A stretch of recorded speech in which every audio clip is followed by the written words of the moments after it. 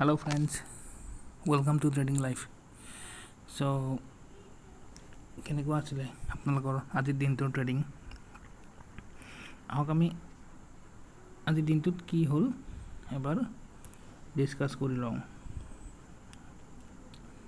ঠিক আছে তো আজিৰ দিনটোত 9 AM আমি ওপেনিং কোড পালো চাই লওঁ সো 9 AM আমি ওপেনিং অলমোস্ট ইয়াতে মানে 82.94 ইয়াতে পালো তাৰ পিছত মার্কেট সিধি একদম ডাউন আহিলে 82.83 ইয়াতে এটা সাপোর্ট লৈ ললে নেক্সট আকৌ অলপমান মার্কেট আপ হল আকৌ আহি আকৌ 82.3 তাৰ পিছত 230 অলমোস্ট এইখিনিৰ পৰা মাৰ্কেট এটা শাৰ্প আপ মুভ ললে লৈ কি টাচ কৰিছিলে এইটো 83.06 অলমোস্ট আৰু ইয়াতে যাৰ বাইং হৈছিল বা ইয়াতে যাৰ বাইং কৰিছে হি ইয়াতে যদি এক্সিট কৰিছে তো এটা ভাল প্ৰফিট গেইন কৰিছে অলমোস্ট 20 পইচা 15 to 20 পইচা আমাৰ এটা মুভমেন্ট আমি আপ মুভমেন্ট এটা পাইছো তে কথাটো হল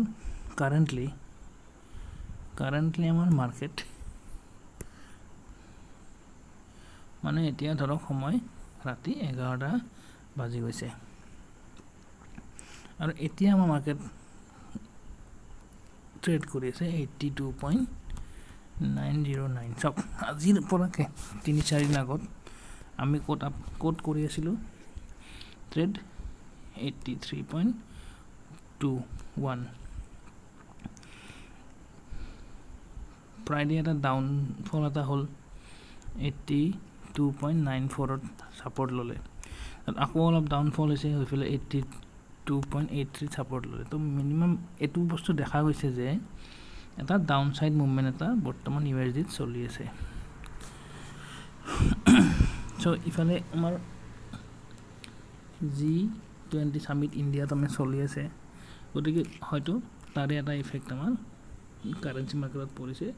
যাৰ কাৰণে ধৰক আমাৰ ৰুপি অলপমান ষ্ট্ৰং দেখা গৈছে মানে USD ডাউন হৈছে মানে কি হৈছে আমাৰ ৰুপি INR ষ্ট্ৰং দেখা গৈছে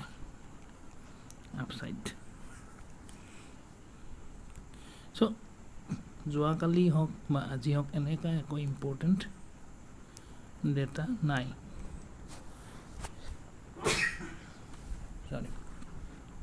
কিন্তু পৰহি আমাৰ আহি আছে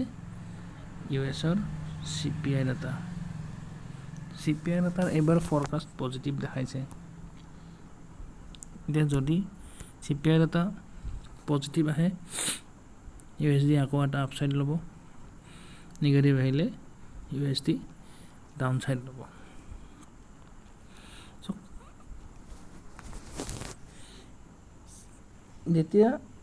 CPI মানে কনজিউমার প্রাইস ইনডেক্স যেটো ডাটা আহে বহুত ইম্পর্টেন্ট ডাটা মান্থলি ডাটা আহে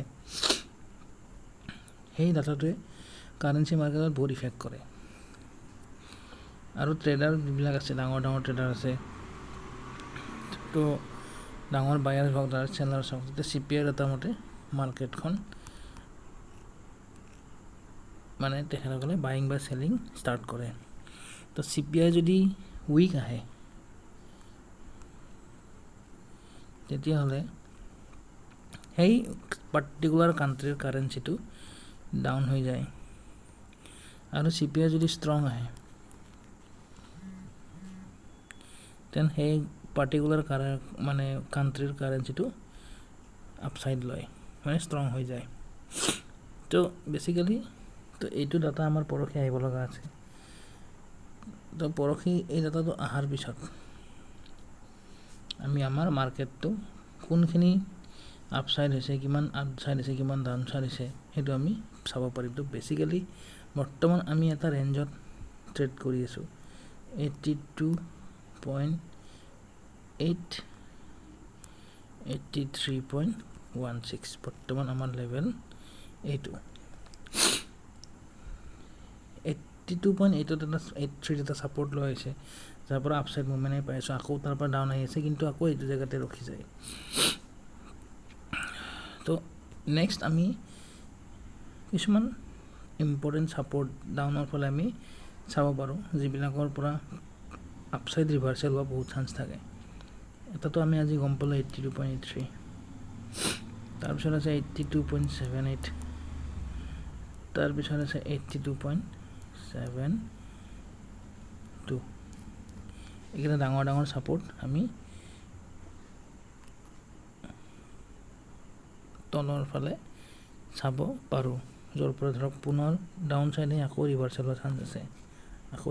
চান্স আছে দেন তেনেকে ওপৰৰ ফালে আমাৰ কেইটামান ৰেজিস্ট্যান্স আছে যেনেকে 82.94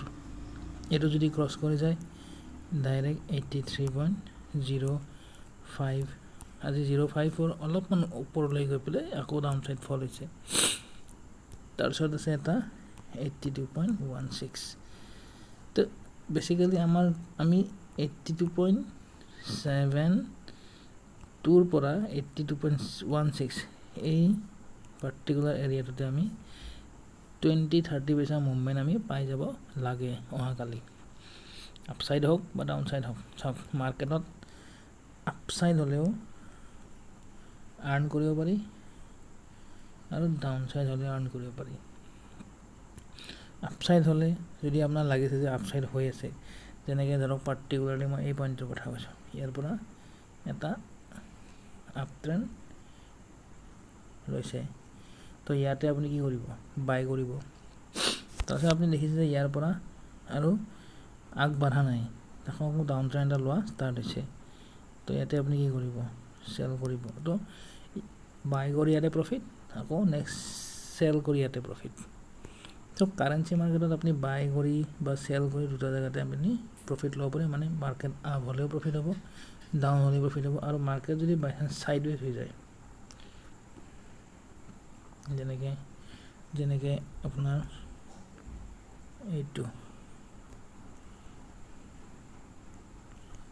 যেনেকে আপোনাৰ এইখিনি এইটো কি হয় এইটো সাইডওয়েজ মাৰ্কেট ইয়াতে আপুনি কি কৰিব লাগিব অপশন সেলিং এটা বেস্ট অপশন হয় ইয়াতে পইচা আৰ্ন কৰাৰ কাৰণে সাইডওয়েজ যেতিয়া হ'ব ন প্ৰিমিয়াম বিলাক ডিকে হৈ আহি থাকে অপশন প্ৰিমিয়াম বিলাক তো তাতে আপনি অপশন সেলিং কৰিলে এটা ভাল প্ৰফিট আপনি আৰ্ন কৰিব পাৰে সো বন্ধুসকল এইখিনি আজি আমি এনালাইসিস কৰিলো সো বেছি ইম্পৰ্টেন্ট ডাটা নাই অহাকালি যত বেছি শাৰ্প ডাউন সাইড বা শাৰ্প আপ সাইড হ'ব পাৰে বেসিক্যালি আমি সাপোৰ্ট 82.7 টুৰ পৰা ৰেজিস্ট্যান্স 83.16 এইখিনি ভিতৰত আমি ট্ৰেড কৰিব পাৰিম ঠিক আছে ফ্ৰেন্ডস আজি কাৰণে এৰিছো সো যদি আপোনালোকে মোৰ ভিডিওটো ভাল পাইছে লাইক কৰিব শেয়াৰ কৰিব আৰু চেনেলটো সাবস্ক্ৰাইব কৰিব যাতে আপুনি মোৰ